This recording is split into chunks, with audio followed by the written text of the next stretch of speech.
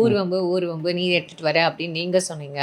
இப்போ நீங்க வந்து இந்த மாதிரி எல்லார்கிட்டயும் ஊர்வம்பு எடுத்துட்டு வரீங்களே, என்ன ரீசன்? அவர் ஹாஸ்பிட்டல்ல அட்மிட் பண்ணி இருக்கும்போது, நான் தான் அவருக்கு வந்து பைசா கலெக்ட் பண்ணி வந்து ஐயோ! குடுத்து அவரு இல்ல. என்னால தான் அவரு பொழச்சாரு. அவன் என்ன சொல்லல. காம்போவா பேசிட்டான். எல்லாத்தையும் கலந்து பேசிட்டான். நீ பன்னி மாரி சொன்னல்ல, பன்னி கறி டிமாண்ட். இவனுக்கு தெரியாது. உலகம் ஃபுல்லா இன்னைக்கு வந்து ஒரு கறிக்கு டிமாண்ட்னா, அது ஆட்டுக்கறிக்கோ மாட்டுக்கறிக்கோ கிடையாது. பன்னி கறிக்கு ரொம்ப டிமாண்ட். அவனுக்கே உட்காந்து பேசினால அவனுக்கு மூலம் வியாதி வந்துடும் இன்னும் கொஞ்சம் நாள்ல. சரிங்களா? அப்போ அவனுக்கு பன்னிக்கறி தேவைப்படும்.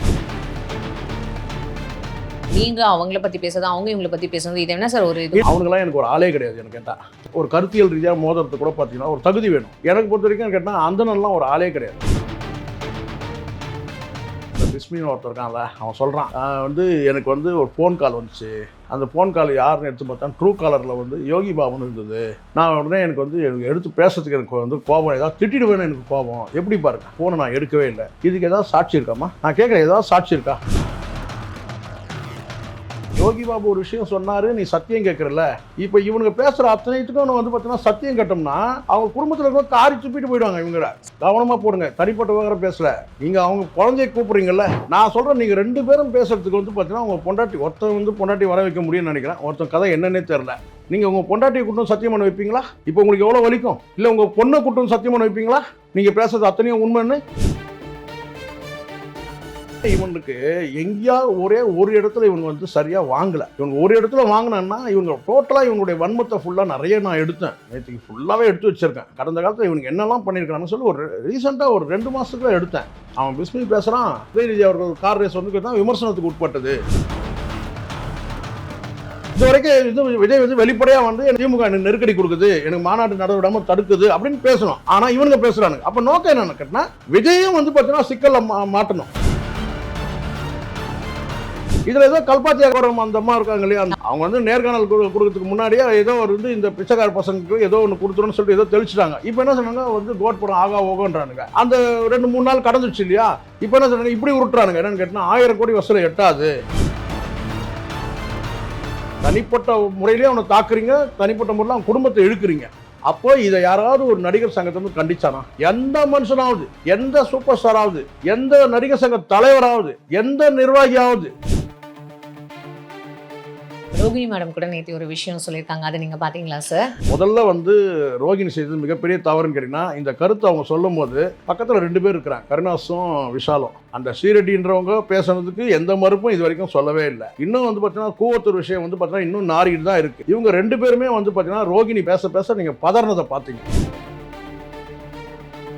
ஏன் கருணாஸுக்கு அந்த பதற்றம்? ஏன் விஷால் வந்து பார்த்தீங்கன்னா ஏதோ வந்து இந்த கிராமங்களில் ஏதோ கோழியை திருடணும், ஆட்டை திருடணும், எப்படி முடிப்பாங்களோ அந்த மாதிரி முடிக்கிறார். நம்ம பார்த்தோம். கருணாஸும் கிட்டத்தட்ட அப்படி பதற்றமாக இருந்தார். ஏதோ வேட்டிக்குள்ளே வந்து பார்த்தீங்கன்னா ஏதோ சேவல் உள்ளே வச்சுட்டு திடீர்னு கொக்கரக்கோன்னு கூவிடுமோன்ற மாதிரி அப்படிதான் அவருடைய பார்வை இருந்தது.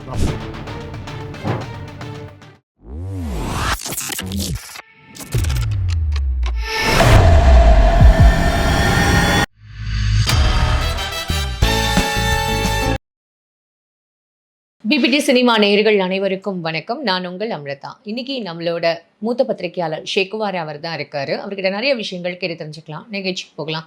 சார் வணக்கம். எப்படி சார் இருக்கீங்க? நலமா இருக்கேன், இது வரைக்கும் நலமா இருக்கேன். எங்களை எப்போ பார்த்தாலும் வந்து என்ன முக்கியமா ஊர்வம்பு நீ எடுத்துட்டு வர அப்படின்னு நீங்க சொன்னீங்க. இப்போ நீங்க வந்து இந்த மாதிரி எல்லார்கிட்டயும் ஊர்வம்பு எடுத்துட்டு வரீங்களே, என்ன ரீசன்? நான் எங்கம்மா ஊர்வம்பு இருக்கிற உண்மையை பேசுறேன். அது சிலருக்கு கசப்பாக இருக்கிற நான் உண்மையை தான் நான் பேசுகிறேன். உண்மையை மனசாட்சிப்படி நான் பேசுகிறேன். எனக்கு வந்து நான் சட்டம் நீதி இது எல்லாமே என் மனசாட்சி தான்.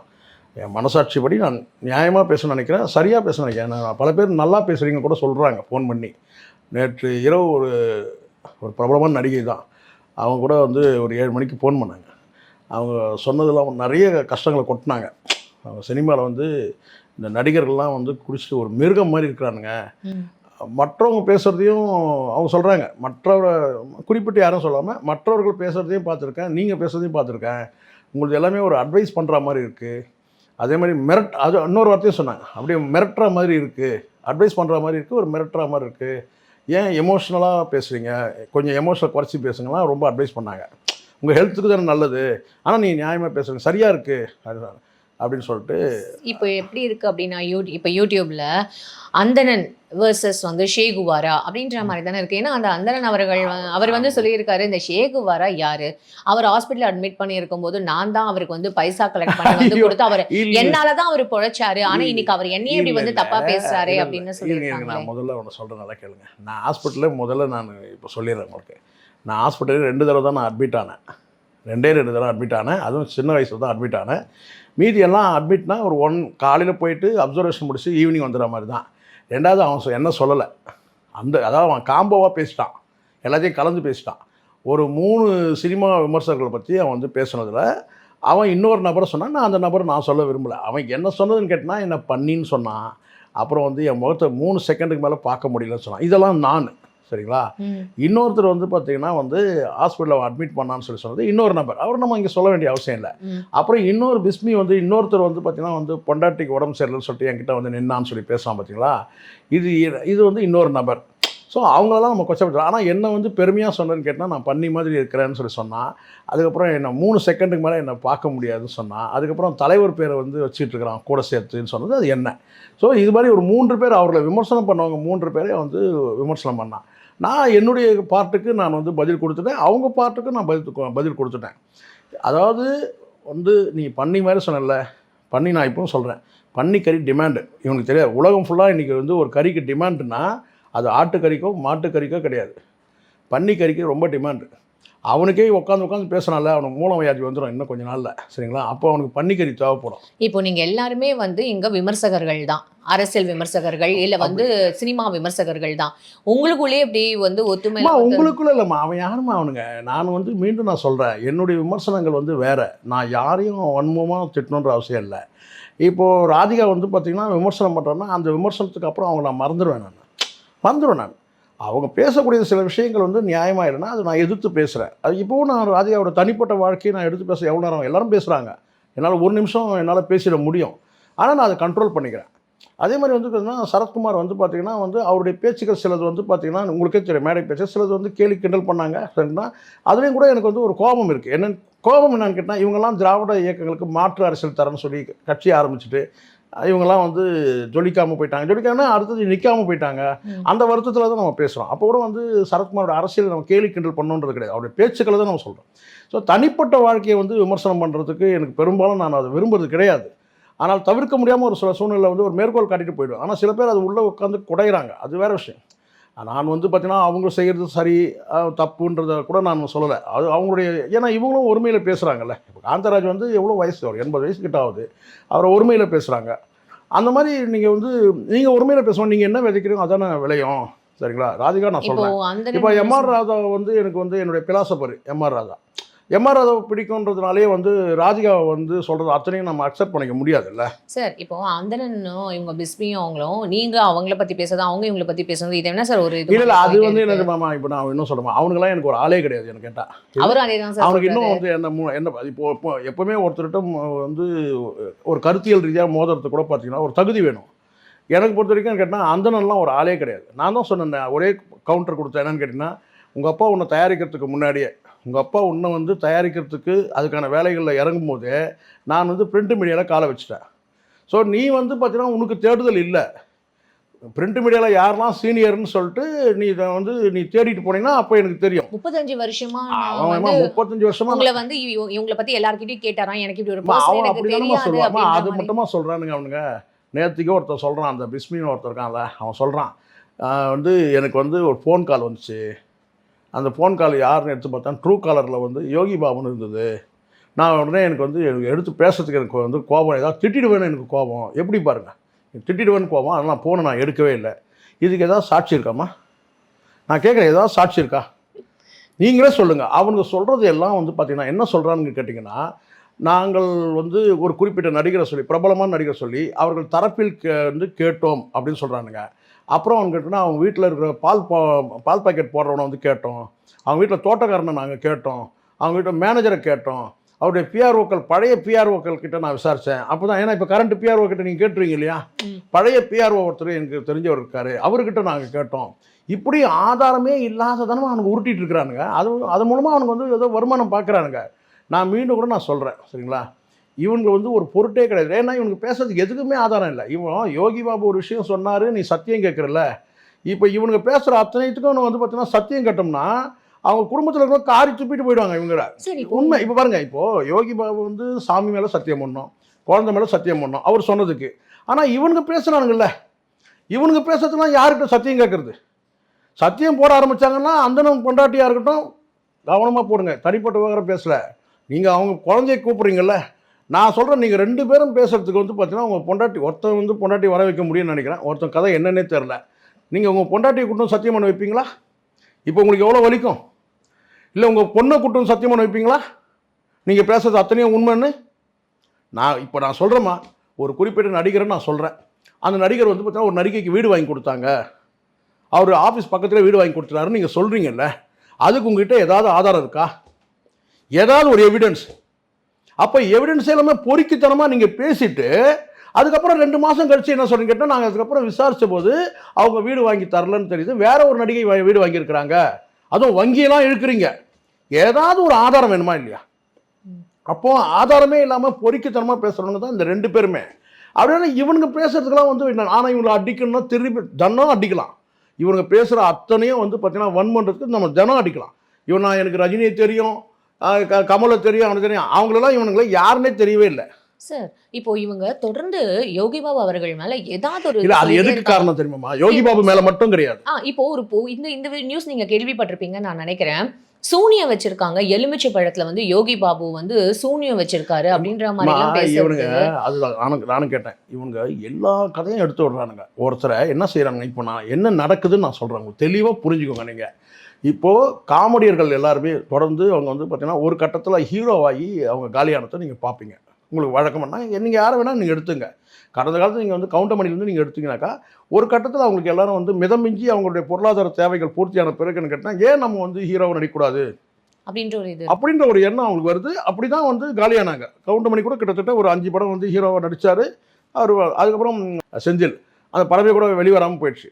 இவங்கெல்லாம் இன்னும் கொஞ்ச நாள் நின்று இருப்பாங்க. அதுக்கு பிறகு அடுத்தடுத்த ஜென்ரேஷன் வரும்போது பார்த்தீங்கன்னா வடிவேலு வந்தார். வடிவேலும் வந்து ஒரு கட்டத்தில் வந்து ஹீரோவாகி அரசியல் பேச்சு மேடை பேச்சுகளால் அவர் வந்து காணாமல் போயிட்டார்னு வச்சுக்கோங்க, சரிங்களா?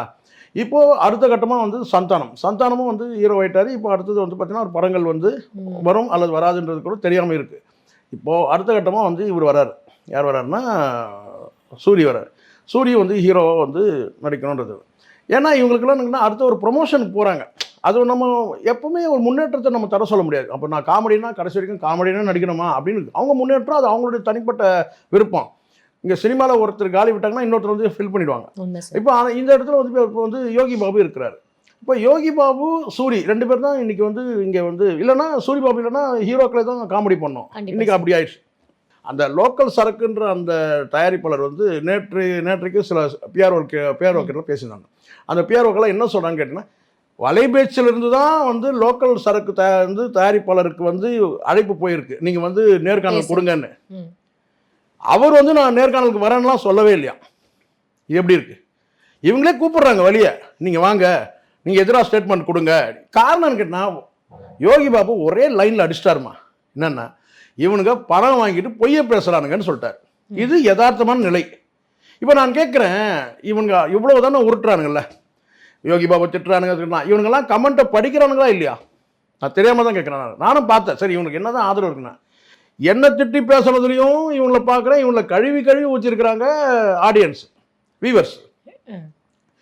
வேற யாரை பற்றி இவங்க பேசினாலும் இவங்களை வந்து கேவலமாக வந்து விமர்சிக்கப்படுறானுங்க. அதை பற்றி இவங்களுக்கு சொரணையே கொஞ்சம் கூட சொரணையே இல்லாமல் மீண்டும் வந்து கேட்டால் வந்து பொய்யை தான் உருட்டுறாங்க. நான் பார்த்துட்டு தான் இருக்கிறேன். இவங்களுக்கு ஒரு நல்ல நேம் இல்லைனாலுமே இவங்க தொடர்ந்து இல்லை, இவங்க என்னன்னா இவனுக்கு எங்கேயாவது ஒரே ஒரு இடத்துல இவங்க வந்து சரியாக வாங்கலை. இவங்க ஒரு இடத்துல வாங்கினான்னா இவங்க டோட்டலாக இவங்களுடைய வன்மத்தை ஃபுல்லாக நிறைய நான் எடுத்தேன். நேற்றுக்கு ஃபுல்லாகவே எடுத்து வச்சுருக்கேன். ஏன்னா இதை வந்து இவனுக்கு கடந்த காலத்தில் இவனுக்கு என்னெல்லாம் பண்ணியிருக்கிறாங்கன்னு சொல்லி ஒரு ரீசெண்டாக ஒரு 2 மாதத்துக்குள்ள எடுத்தேன். இவனுடைய ரீல்ஸு எல்லாமே பார்த்தீங்கன்னு கேட்டால் நடிகர்களை வந்து ரொம்ப வன்மமாக பேசுகிறாங்க. எல்லா நடிகரும் பேசுகிறாங்க. அப்போ வந்து என்னன்னா ஒரு குறிப்பிட்ட பேசுகிற உடனே இவங்களுக்கு ஏதோ ஒரு தொகை வருது, வலைபேச்சுக்கு ஏதோ ஒரு தொகை வருது. ஆமாம்மா, கொடுக்குறாங்க. அது நல்லா தெரியுது. ஏன்னா ஒரு குறிப்பிட்ட இடத்துல பேசிட்டு அதுக்கப்புறம் நான் கேட்டால் அங்கேருந்து தொகை வந்து இவர் யோகி பாபு சொன்னது உண்மை. இப்போது உண்மையே இல்லாத ஒரு விஷயத்த பேசுகிறாங்க. நல்லா புரிஞ்சுங்க. நீங்கள் எல்லா தரப்புலையும் பேசுகிறானுங்க. ம். எல்லாரும் யாரையெல்லாம் விட்டு வைக்கவே இல்லை. அவன் பிஸ்மி பேசுகிறான். அந்த கார் ரேஸ் உதயநிதி அவர்கள் கார் ரேஸ் வந்து கேட்டால் விமர்சனத்துக்கு உட்பட்டது. மற்றபடி அவர் வந்து பார்த்தீங்கன்னா வந்து இதை பண்ணாரா அதை பண்ணாரா அதெல்லாம் நம்ம வந்து அவரை வந்து பாராட்டிட்டுலாம் இருக்க முடியாது. அது கார் ரேஸ் வந்து விமர்சனத்துக்கு உட்பட்டது. நீ என்ன சொல்லிட்ட? லியோ ஆடியோ லான்ச்சில் வந்து அவர் கப்பு கிடைக்காது, தகர டப்பா தான் கிடைக்கும்னு சொல்லி பேசலாம். அப்போ தகர டப்பா கிடைக்குன்னு சொல்லி பேசின அந்த விஜயை இவங்க என்ன சொன்ன கேட்டினா எம்ஜிஆருக்கு எப்படி நெருக்கடி கொடுத்தோம் எம்ஜிஆரோட கம்பேர் பண்ணுறான். இப்போ புரியுதுங்களா உங்களுக்கு? அப்போ அங்கே யாரை டேமேஜ் பண்ணணும்னா உதயநிதியை டேமேஜ் பண்ணணும். நல்லா புரிஞ்சுக்கோங்க நான் சொல்கிறது. ஓகே. இப்போ டிஎம்கேக்கு பிரச்சனைனா இதை எம்ஜிஆருக்கு கொடுக்குற பிரச்சனை எனக்கு கொடுக்குறாங்கன்னு விஜய் சொல்லணும். இது வரைக்கும் இது விஜய் வந்து வெளிப்படையாக வந்து எனக்கு திமுக எனக்கு நெருக்கடி கொடுக்குது, எனக்கு மாநாட்டு நட விடாமல் தடுக்குது அப்படின்னு பேசணும். ஆனால் இவனுங்க பேசுகிறானுங்க. அப்போ நோக்கம் என்னன்னு கேட்டால் விஜயும் வந்து பார்த்தீங்கன்னா சிக்கலில் மாட்டணும். எப்போவுமே நீங்கள் ஒரு ப்ரொஃபஷனலாக ஒருத்தருக்கு பிரச்சனைன்னு சொன்னால் நீங்கள் தனிப்பட்ட முறையில் பேசுங்க. ஆனால் அப்படி குழந்தைய எது கூப்பிட்றீங்க? குழந்தை மேலே சத்தியம் பண்ண போடுறீங்க. அப்போவே அவனை செருப்பால் அடிச்சிருப்பேன். செருப்பால் அடிச்சிருந்தேன் நான். நிஜமாக யாராவது சொல்கிறேன். சினிமா இத்தனை பார்க்குற அத்தனை பேர் யாராவது ஒருத்தர் பேசுனாங்களா? அவன் நடிகன் தானே. நான் இப்போ நடிகர் சங்கங்கள் நான் கேட்குறேன், இது போன்ற வந்து ஒரு தனிநபர் பேசுகிறத நீங்கள் பேசுகிறீங்கல்ல, தனிநபர் வந்து பேசுகிறத வந்து பார்த்தீங்கன்னா வந்து இதே ராதிகாவுக்கு எவ்வளோ கோவம் வருது. ஏன்னா வந்து முழுக்க முழுக்க என்னென்னா அவங்களுடைய ப்ரொஃபஷனல் பற்றி தான் நம்ம பேசுகிறோம். ஆனால் ஒரு குழந்தைய கூப்பிட்டு அப்போ இங்கே என்ன அவன் காமெடி நடிகன் தானே, யோகி பாபு தானே, ஈத்தரைன்னு சொல்கிறான். சாதி குறித்து இழிவான வார்த்தை, இழிவானவன் பேர், ஈத்தரைன்ற ஒரு வார்த்தையை பயன்படுத்துகிறான். யார்? அந்தனன். இவன் குழந்தை மேலே சத்தியமனுன்னு சொல்கிறான். இப்போ தனிப்பட்ட முறையிலே அவனை தாக்குறீங்க, தனிப்பட்ட முறையில் அவன் குடும்பத்தை இழுக்கிறீங்க. அப்போ இதை யாராவது ஒரு நடிகர் சங்கத்திலிருந்து கண்டிச்சானா? எந்த மனுஷனாவது, எந்த சூப்பர் ஸ்டாராவது, எந்த நடிகர் சங்க தலைவராவது, எந்த நிர்வாகியாவது, எந்த மூளை முடுக்கில் இருக்கிற அந்த காமெடின்னு ஒருத்தர் வந்து பார்த்தீங்கன்னா அவங்க வந்து பார்த்தீங்கன்னா ஒரு பொருளாதார உட்காந்துருக்கிறாங்க அந்த கருணாசு, யாராவது ஒருத்தர் ஏன் கண்டிக்கல? ஏன் கண்டிக்கல? மானம் இருந்தா, நடிகர் சங்கத்துக்கு ஒரு மானம் இருந்தா இந்த 3 பேரை வலைபேச்சுன்ற பேரில் உட்காந்துக்கிட்டு ஈத்தரைன்னு ஒரு வார்த்தையை பயன்படுத்துகிறான். எவ்வளோ குற்றம் செஞ்சிருந்தாலும் அந்த ஈத்தரைன்ற ஒரு வார்த்தையை பயன்படுத்துகிறான். அதை தாண்டி குழந்தை மேலே சத்தியம் பண்ணுறான். ஏன் வந்து இவங்களை கண்டிக்கல? சார் இப்போ எனக்கு இங்கே ஒரு சந்தேகம் இருக்குது சார். இப்போ இவங்க வலைபேச்சு அவங்க வந்து தொடர்ந்து இந்த மாதிரி வந்து படங்கள் வந்தாலும் சரி இல்லை ஹீரோஸ் ஹீரோயின் யாராக இருந்தாலும் விமர்சனம் பண்ணிட்டு தானே சார் இருக்காங்க. ஸோ அவங்க நீங்கள் கேட்குற மாதிரி யாராவது ஒருத்தர் வந்து கேட்கணும். இப்போ கேட்காம இருக்கிறதுக்கு தொடர்ந்து இங்கே பாருங்க, நல்லா புரிஞ்சுங்க. சினிமா விமர்சனன்றது வேற, ஆனால் தொழில் ரீதியாக அவங்களுக்கு ஏற்படக்கூடிய அந்த சிக்கல்கள் இருக்குல்ல, அதை பேசுறது வேறு. நல்லா புரியும். ஒரு படம் வருது, அதை நீங்கள் விமர்சனம் பண்ணுறீங்க. இப்போ கோட் படம் வருது, லியோ படம் வருது, படத்தை விமர்சனம் பண்ணால் பரவாயில்ல, வசூலே ஆகலைன்னா அதே வாய் இப்போ என்ன சொல்லுது? லியோ படத்தை விட வந்து குறைவான வசூலுன்றான் கோட் படத்துக்கு. நான் சொல்கிறது புரியுதுங்களா உங்களுக்கு? நான் சொல்கிறேன் 1000 கோடின்றதை நான் தான் சொன்னேன். 1000 கோடி வர்த்தகத்தை விட்டுட்டு வராரு விஜய் அரசியலுக்குன்றதை நான் தான் டிக்ளேர் பண்ண, நான் தான் சொன்னேன். ஆமாம், 1000 கோடின்றது ஒரு உத்தேச மதிப்பு. என்னன்னு கேட்டால் வருஷத்துக்கு 3 படம் நடித்தால் கூட பார்த்தீங்கன்னா வர்த்தகம் தான் நான் சொல்லியிருக்கிறேன். விஜய் சம்பளம் நான் சொல்ல. ஆண்டுக்கு 3 படம் வந்தால் கூட பார்த்தீங்கன்னா 1000 கோடி வந்து வர்த்தகம் இருக்குது. அதை விட்டுட்டு தான் வராருன்னு சொன்னேன். அப்ராக்சிமேட்டாக தான் நான் சொன்னேன், உத்தேசமாக தான் நான் சொன்னேன். ஆனால் இப்போ வந்து ஒரே படத்துக்கு 1000 கோடி வந்து பார்த்தீங்கன்னா வந்து வருவாய் வருது. ஃபோன் பண்ணி சொல்கிறாங்க, சார் நீங்கள் 1000 கோடி சொன்னீங்க, உங்கள் வாய் பொழிச்சிது சார், இப்போ வந்து நீங்கள் வார்த்தை வந்து நிஜமாயிடுச்சு, இன்றைக்கி வந்து 1000 கோடி வந்து வசூலில் எட்டுன்ற. உடனே அவன் சொல்கிறான் 1000 கோடி எட்டுறதுக்கு வாய்ப்பு இல்லைன்றான். எப்படி? எட்டாவதும் சொல்ல, எட்டுறதுக்கு வாய்ப்பு இல்லைன்றான், வாய்ப்பு குறைவுன்றான். இப்போ நான் என்ன கேட்குறேன்னா, உங்களுக்கு யார் சொல்கிறாங்க இந்த படம் இவ்வளோ வசூலாகுதுன்றத? தியேட்டர் உரிமையாளர், டிஸ்ட்ரிபியூட்டர், படத்தை தயாரிப்பாளர் யாராவது சொல்கிறாங்களா உங்களுக்கு இவ்வளோ வர? இப்போ இதெல்லாம் உங்களுக்கு உத்தேசமாக தான் நீங்கள் சொல்கிறீங்க. 1000 கோடி எட்டுன்றான், ஒரு 1000 கோடி எட்டாதுன்றான். நான் சொன்னது வந்து பார்த்தீங்கன்னா ஒரு வருஷத்துக்கு 3 படம் கூட ஒரு 1000 கோடி வர்த்தகம் தான். நான் வர்த்தகம்னா அது மட்டும் கிடையாது, அவருடைய வாங்குற சம்பளம் மட்டும் கிடையாது, அது தொடர்ச்சியாக நடக்கக்கூடியது. தியேட்டர் வருமானம், டிஸ்ட்ரிபியூட்டர் வருமானம், தயாரிப்பாளர் லாபம் எல்லாம் சேர்த்து தான் நான் 1000 கோடி வர்த்தகம்னு சொல்கிறேன். புரியுது. அப்போ என்னன்னு கேட்டால் இவனுக்கு என்ன கேட்டால் இந்த 1000 கோடி இந்த வந்து பார்த்தீங்கன்னா இதே லியோ படத்துக்கு வசூலே ஆகலைன்னு பேசணும்னுங்க. ஏன்னா அங்கே எதுவும் வரவே இல்லை. இதில் ஏதோ கல்பாத்தியாகாரம் அந்த அம்மா இருக்காங்க இல்லையா, அந்த அவங்க அன்னைக்கு பேட்டி கூட கொடுத்தாங்க இல்லையா, அவங்க ஏதோ பிச்சை ஏதோ போட்டாங்க இவங்களுக்கு. உண்மை இது. அவங்க வந்து நேர்காணல் கொடுக்கறதுக்கு முன்னாடியே ஏதோ ஒரு வந்து இந்த பிச்சைக்கார பசங்களுக்கு ஏதோ ஒன்று கொடுத்துருன்னு சொல்லிட்டு ஏதோ தெளிச்சுட்டாங்க. இப்போ என்ன சொன்னாங்க, வந்து கோட் படம் ஆகா ஓகோன்றானுங்க. அந்த 2-3 நாள் கடந்துச்சு இல்லையா, இப்போ என்ன சொன்னாங்க, இப்படி உருட்டுறானுங்க. என்னென்னு கேட்டால் 1000 கோடி வசூலை எட்டாது, அதோட குறைவாக தான் அப்படி உருட்டுறானுங்க. இப்போ நான் சொல்லுங்க, சினிமா விமர்சனங்கள் தாண்டி நீங்கள் சினிமா வந்து ஒரு படத்தோட வந்து வர்த்தகத்தை பற்றி வருமானத்தை பற்றி பேசுகிறீங்க, நடிகர்கள் சம்பளத்தை பற்றி பேசுகிறீங்க, கால்ஷீட்டை பற்றி பேசுகிறீங்க. டேய், நான் என்ன கேட்குறேன், 15 நிமிஷத்துக்கு நீங்கள் 5000 ரூபா வாங்குறீங்கல்ல, எவ்வளோ வியூஸ் போகுது, எவ்வளோ லாபம் வரும், ஒரு யூடியூபுக்கு எவ்வளோ லாபம் வரும் பேசலாமா? இவங்க வருமானத்தை பற்றி 5000 ரூபா வாங்கிறானுங்கம்மா. ஆனால் அங்கே போகிறதுக்குன்னா 2 நாள் கழித்து பார்க்குறேன், அந்த அந்தன ஒருத்தன் பேசியிருக்கிறான், மொத்த வியூஸ் 450. 1000 ரூபாய்க்கு வந்து பார்த்தீங்கன்னா வந்து 80 ரூபா, சரிங்களா? சினிமா இருந்தாலும் 100 ரூபா, 1000 வியூஸ் வந்தாலும் 100 ரூபா கிடைக்கும். ஆனால் இவனுக்கு வாங்குறது 5000 ரூபா, சரிங்களா? 2 நாள் கழிச்சு அங்கே எவ்வளோ வந்திருக்குன்னு கேட்டிங்கன்னா 450 வந்திருக்கு, 40 ரூபா வந்திருக்கு. ஆனால் இவன் வாங்கின போனால் 5000 ரூபா. அதுக்கு பிறகு கேமராமேனுக்கு சம்பளம், வாடகை, இன்னும் எவ்வளோ இருக்குது தெரியுங்களா? இதுக்கு நடுவில் இவங்களுக்கு கேப் போட்டுன்னு இவனுக்கு இடத்துல போய் தான் ஷூட் பண்ண, இவனுக்கு வரமாட்டானுங்க, அங்கே தான் போய் ஷூட் பண்ண இவனுக்கு இடத்துல. ஏன்னா இவனுக்கு போனாங்கன்னா அடி விழுன்னு தெரியும், போகிற இடத்துல அடி வாங்கி வருவானுங்க. ஏன்னா இவனுக்கு பேசுகிற பேச்சு அப்படி. அப்போ இவனுக்கு சேஃபாக இவனுக்கு ஆஃபீஸில் உட்காந்துக்கிறார். இப்போ நான் வரேன் இல்லை, 10 இடத்துக்கு போகிறேன்ல, வர சொல்லுங்க பார்க்கலாம்ல, வரமாட்டானுங்க. அப்போது இப்போ புரியுதுங்களா? அங்கே யூடியூப்லாம் நொடிஞ்சு போயிருக்கு இவங்களால வந்து பார்த்தீங்கன்னா. அப்போ அதை பற்றி பேசலாமா? அதை பற்றி பேச முடியல. நீங்கள் இன்னொரு வந்து நடிகருடைய கால்ஷீட்டை பற்றி பேசுகிறீங்க. நான் கேட்குறேன், இப்போது நான் சொல்கிறேன், நீங்கள் வந்து வன்மத்தை கொட்டாதீங்க. ஒருத்தர் வந்து அழிக்கணும், ஒழிக்கணும், நம்ம வந்து பெரிய ஒரு பத்திரிகையாளர், நம்ம சினிமா பத்திரிகையாளர், நம்ம நினச்சோன்னா ஒருத்தரை ப்ரொமோட் பண்ண அந்த எண்ணம் இவங்களுக்கு இருக்குது. இவனுடைய பேச்சு தோரணை நீங்கள் பாருங்களேன். அந்த 3வது நபரை விட்டுருங்க, பரிதாபத்துக்குரிய விட்டுருங்க வலைபேச்சில். இந்த 2 பேருடைய பேச்சு தோரணையெல்லாம் பார்த்தீங்கன்னா இவனுங்களும் சினிமாவையே இவனுக்கு தான் கண்டுபிடிச்ச மாதிரியும், 24 கிராஃப்டையும் கரைச்சி குடித்தா மாதிரியும், நடிகரில் இவனுக்கு தான் உருவாக்கியே தரா மாதிரியும், இப்படி பல விஷயம் பண்ணியிருக்காங்க. இப்போது நான் நேரடியாக எச்சரிக்கை வர்றேன், இன்னும் கூட உங்களுக்கு வாய்ப்பு இருக்குது. இதை விட பலத்த அடி உங்களுக்கு விழப்போது. இந்த நேர்காணல்கள் நம்ம பேசும்போதே பல விஷயங்கள் நம்ம தோண்டி எடுத்துருக்கிறோம். இவங்களுடைய தனிப்பட்ட வாழ்க்கையை, நீங்கள் தனிப்பட்ட வாழ்க்கையில் தெரிஞ்சோ தெரியாமல் குழந்தை மேலே சத்தியம் கேட்டீங்க யோகி பாபு கிட்ட. ஒன்றும் முடிஞ்சால் நேரில் போய் அவங்ககிட்ட மன்னிப்பு கேட்டுருங்க, காலில் விழுந்து. அப்படின்னா இந்த காணொலியே வந்து பார்த்தீங்கன்னா மன்னிப்பு கேளுங்க, இல்லைன்னா அது வரையும் நான் விட மாட்டேன். அடுத்தது உங்களுடைய தனிப்பட்ட வாழ்க்கையை நான் தோண்டி எடுக்கக்கூடாதுன்னு நான் நினைக்கிறேன். நீங்கள் பார்த்துங்க, அவ்வளோதான். இப்போ நீங்கள் ராதிகா அவர்கள் பற்றியும் இல்லை சரத்குமார் அவர்கள் பற்றியும் நீங்கள் எவ்வளோ சொன்னீங்க. இப்போ ரோகிணி அவங்க பேசினதை நீங்கள் கேட்டீங்க. ரோகிணி மேடம் கூட நேற்று ஒரு விஷயம் சொல்லியிருக்காங்க, அதை நீங்கள் பார்த்தீங்களா சார்? பார்த்தோமா, அவங்களுக்கு வந்து இன்னும் அவங்கள பார்த்து நம்ம என்ன சொல்ல தெரியல, அவங்களால மரியாதை இருக்குது. நான் ஒன்று தான் கேட்குறேன், இந்த நடிகர்கள் சேர்ந்து ஒரு கமிட்டி போட்டாங்கன்னா அது பெர்மனண்ட்டாக ஒரு தீர்வு இருக்காதுமா. நான் சொல்கிறேன், இன்றைக்கி ஒரு ஹேமா கமிட்டி வந்துடுச்சு, அந்த ஹேமா கமிட்டியை தொடர்ந்து உங்களுக்கு வந்து வழக்கு பதிவு செய்கிறாங்க, ஒரு தனியாக ஒரு நீதிமன்றமே அமைக்கிறாங்க. இதெல்லாம் வந்து நடிகைகளுக்கான ஒரு ப்ரொடெக்ஷன், சரிங்களா? இப்போது ரோகிணி அவர்கள் பேசின அன்னைக்கு பேசின வந்து அதுக்கு பிறகு அவங்க ஒரு 2 மணி நேரம் கழிச்சு சில நடிகர்கள் கூட பேசினாங்க.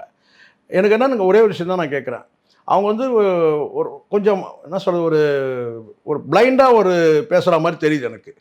ஏன்னா ஒரு விஷயத்தில் வந்து நீங்கள் வந்து ஒரு தீர்க்கமாக இருக்கணும், சரிங்களா? இப்போ அவங்க என்ன சொல்கிறாங்க கேட்டால், நாங்கள் ஒரு கமிட்டி ஃபார்ம் பண்ணுறோம், அதில் புகார் கொடுங்க, அப்படி புகார் கொடுத்தீங்கன்னா அவங்கள 5 வருஷத்துக்கு நாங்கள் வந்து தடை செய்கிறோம் அப்படின்லாம் தீர்மானம் நிறைவேற்றப்பட்டிருக்கிறத நம்ம பார்க்குறோம். நான் என்ன சொல்கிறேன்னா, முதல்ல வந்து ரோகிணி செய்தது மிகப்பெரிய தவறுன்னு கேட்டிங்கன்னா, இந்த கருத்தை அவங்க சொல்லும் போது பக்கத்தில் 2 பேர் இருக்கிறாங்க, கருணாஸும் விஷாலும், சரிங்களா? அந்த இடத்துல இவங்க சொல்லக்கூடிய கருத்துக்கு வந்து பார்த்திங்கன்னா ஒரு சூட்டபுளான பர்சன்களே கிடையாது அவங்க 2 பேரும், சரிங்களா? முதல்ல நான் சொல்கிறேன், நடிகர் சங்கத்துக்கே வந்து, அதுவும் குறிப்பாக நடிகைகளுக்கான சங்கம் இருந்துன்னு வச்சுக்கோங்களேன், இது நடிகர் சங்கம் விட்டுருங்க, நடிகைகளுக்கு சங்கம் இருக்குன்னு வச்சுங்களேன், அதுக்கு வந்து ஒரு பொருத்தமில்லாத நபர்கள் இவங்க 2 பேருமே. ஏன்னா ஏற்கனவே இவங்க மேலே ஒரு அலிகேஷன் இருக்குது. அந்த ஸ்ரீரெட்டின்றவங்க பேசுனதுக்கு எந்த மறுப்பும் இது வரைக்கும் சொல்லவே இல்லை. இன்னும் வந்து பார்த்தீங்கன்னா கூவத்தூர் விஷயம் வந்து பார்த்தீங்கன்னா இன்னும் நாரிக்கிட்டு தான் இருக்குது, கலர இன்னும் அது நாரிக்கிட்டே இருக்கும் போல இருக்குது. அந்த மாதிரியான ஒரு வந்து சம்பவத்தை, வரலாற்று சம்பவத்தை வந்து படைத்தவர் நம்ம கருணாஸ். இவங்க 2 பேருமே வந்து பார்த்தீங்கன்னா ரோகிணி பேச பேச நீங்கள் பதறினதை பார்த்தீங்க. அவங்க பேசும்போது நீங்கள் பாருங்கள், தெளிவாக அவங்களோட சொல்லக்கூடிய கருத்து அது முரண்பட்ட கருத்தாக இருக்கட்டும், அல்லது வந்து பார்த்திங்கன்னா வந்து ஏற்றுக்கொள்ளக்கூடியதாக இருக்கட்டும், அந்த கருத்தை தெளிவாக பேசுனாங்க அந்த அம்மா. எனக்கு ரொம்ப பிடிச்சது. அவங்க பேசக்கூடிய சரி தவிர தெளிவாக சொன்னாங்க. ஆனால் இவங்ககிட்ட அந்த பதற்றத்தை பார்த்தேன். அவங்க பேசும்போது இவங்க பதற்றப்படுறாங்க. ஏன் கருணாஸுக்கு அந்த பதற்றம்? ஏன் விஷால் வந்து பார்த்திங்கன்னா ஏதோ வந்து இந்த கிராமங்களில் ஏதோ வந்து இந்த கோழியை திருடணும், ஆட்டை திருடணும் எப்படி முடிப்பாங்களோ அந்த மாதிரி முடிக்கிறார், நம்ம பார்த்தோம். கருணாஸும் கிட்டத்தட்ட அப்படி பதற்றமாக இருந்தார். ஏதோ வேட்டிக்குள்ளே வந்து பார்த்தீங்கன்னா ஏதோ சேவல் உள்ளே வச்சுட்டு திடீர்னு கொக்கரக்கோன்னு கூவிடுமோன்ற மாதிரி அப்படி தான் அவருடைய பார்வை இருந்தது. நான் பார்த்தேன். நீங்கள் வேணால் பாருங்கள், எடுத்து பாருங்கள். நீங்கள் இல்லைன்னா வேணால் மறுத்து சொல்லுங்கள். ஏன் அந்த பதற்றம்? இந்த ஹேமா கமிட்டின்னு சொன்ன உடனே ஏன் அந்த பதற்றம்? ரெண்டாவது ஒன்று கேட்டால் கருணாஸோட அந்த லாங்குவேஜ் இருக்குல்ல பொதுவில், அதை கொஞ்சம் மாற்றிக்கிறது கரெக்டு. நல்லதுன்றீங்களா? மாற்றிக்கிறது நல்லது, அவருக்கு நல்லது. முதல்ல மாற்றிக்கிறது நல்லது. ஏன் சார் நீங்கள் அவருக்கே பேச்சு இல்லை ஏன்னா இல்லை அந்த பேச்சு தோறன்னு கேட்டிங்கன்னா இப்படி பண்ணிவிடுவேன், அதை பண்ணிவிடுவேன், இதை பண்ணிவிடுவேன்றதெல்லாம் பேசுகிறாங்க. பூச்சி முருகன் இருக்கிறாரு, ஒரு விஷயத்த அமைதியாக சரியாக சொல்கிறார். நாசர் தெளிவாக சொல்கிறார், அவர் பேசக்கூடிய கருத்து. கார்த்தியும் வந்து அழகாக பேசுனார், அவர் என்ன பேசணும் தெளிவாக பேசுகிறார், அவ்வளோதான். அவங்களாம் சவால் இல்லைம்மா, நீங்கள் சவால் விடுறதெல்லாம் வேஸ்ட்டு. உங்களுடைய சொசைட்டி பாதிக்கப்படுது, அது சம்மந்தமாக வந்து நடிகர்களோ பாதிக்கப்படுறாங்க, அது சம்மந்தமாக தான் பத்திரிகையாளர் கேட்குறாங்க. பத்திரிகையாளர்கிட்ட நீங்கள் வந்து சவால் விடுற மாதிரிலாம் பேசவே கூடாது. முதல்ல அது புரிஞ்சுக்கணும். இங்கே பத்திரிகையாளர் தான் மக்களுடைய எண்ணங்களை தான் பத்திரிகையாளர் கேட்குறாங்க. ஏதோ நான் என் துறையை சார்ந்தவங்கன்றதுக்காக பெருமையாக பேசுகிறதுலாம் கிடையாது. பத்திரிகையாளர் தவறு பண்ணால் நீங்கள் சொல்லுங்கள் தாராளமாக.